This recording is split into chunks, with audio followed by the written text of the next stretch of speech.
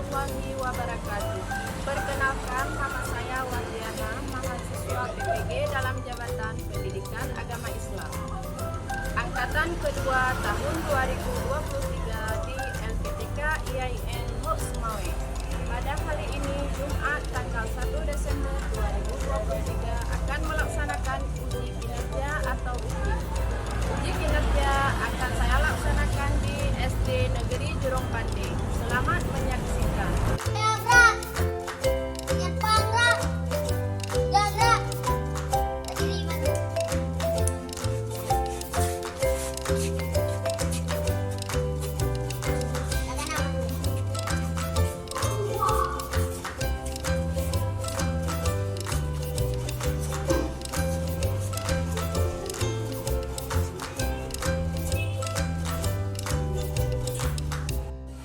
Assalamualaikum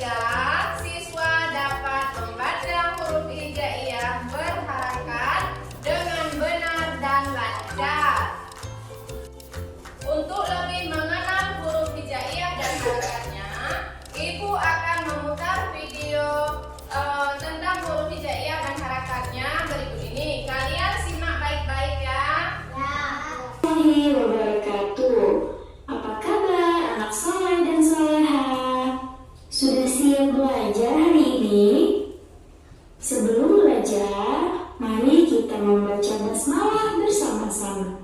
Bismillahirrahmanirrahim. Hari ini kita akan belajar Al-Quran hadis, yaitu mengenal huruf hijaiyah. Langsung saja kita perhatikan penjelasan berikut ini. Apa kamu tahu huruf hijaiyah? Huruf hijaiyah merupakan huruf Arab. Huruf hijaiyah digunakan dalam Al-Quran. Ada berapa ya jumlah huruf hijaiyah? Iya, benar sekali. Huruf hijaiyah berjumlah 29. Huruf hijaiyah dimulai dari huruf alif dan diakhiri dengan huruf ya. Dengan memahami huruf hijaiyah, kita akan bisa membaca Al-Quran. Berikut ini 29 huruf hijaiyah.